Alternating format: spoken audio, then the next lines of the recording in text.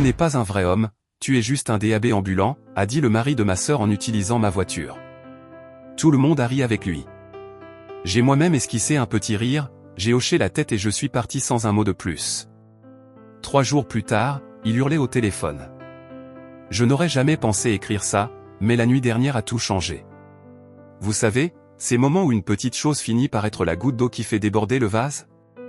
Eh bien, ce n'était pas un de ces moments. C'était le moment où j'ai regardé mon beau-frère, Wyatt, se glisser sur le siège conducteur de ma Tesla flambant neuve, que je ne lui avais même pas donné la permission de conduire, se tourner vers ma sœur, Samantha, et annoncer à voix haute, « Tu vois, je t'avais dit qu'Ezra me la laisserait emprunter. » Il le fait toujours. De toute façon, ce n'est pas un vrai homme, juste un DAB ambulant.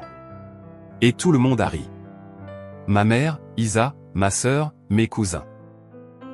Tous, comme si c'était la blague la plus drôle qu'ils aient entendue de l'année. Pour un peu de contexte, j'ai toujours été celui qui a réussi dans la famille. Je ne me vante pas, je ne fais que constater les faits.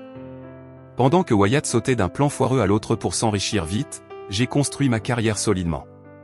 Ma sœur, Samantha, malgré son master, a choisi de soutenir son « esprit d'entreprise » au lieu de suivre sa propre voie.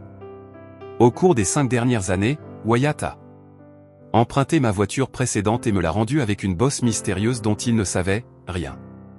Demandé si, prêt temporaire, totalisant 47 000 $, jamais remboursé.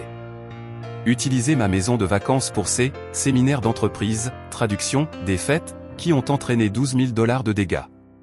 Plafonner une carte de crédit d'urgence pour laquelle je m'étais bêtement porté garant. Convaincu ma mère de refinancer sa maison pour investir dans sa dernière entreprise.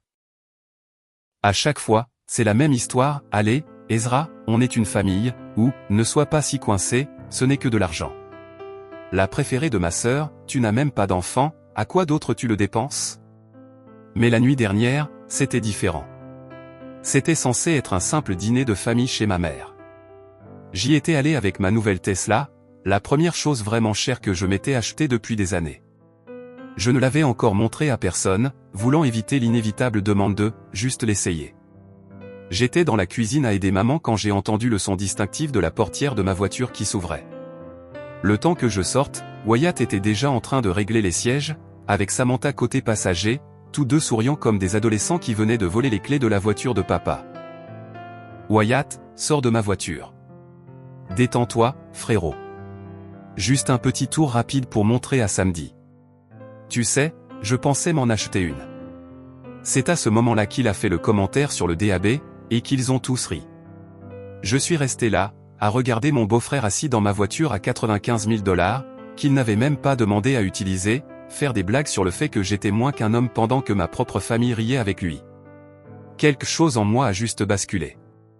J'ai souri, j'ai hoché la tête, je suis retourné à l'intérieur, j'ai attrapé ma veste et j'ai appelé un VTC. En partant, j'ai entendu ma mère, « Ezra, où vas-tu?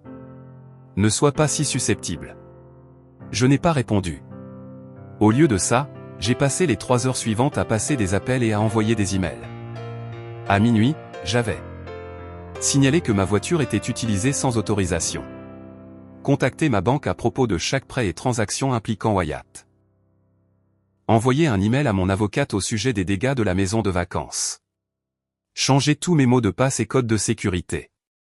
Bloquer la carte de crédit pour laquelle je m'étais porté garant.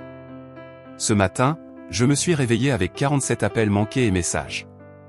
Wyatt était apparemment coincé à une station de recharge parce que j'avais désactivé à distance l'accès à la recharge. Samantha était déçue de mon comportement puéril. Maman pensait que je déchirais la famille. Mais pour la première fois depuis des années, je me sentais libre. Claire. Mon téléphone vibre à nouveau pendant que j'écris ceci. C'est le numéro de Wyatt. Je crois que je vais le laisser sonner. Parce que voici ce qu'ils ne comprennent pas. Je ne suis pas en colère. Je ne suis même plus blessé. J'en ai juste fini. Et parfois, en avoir fini est la chose la plus puissante que l'on puisse être. J'ai rendez-vous avec mon avocate demain matin. J'ai tout documenté. Absolument tout. Il voulait un DAB. Eh bien, ce DAB est maintenant définitivement hors service.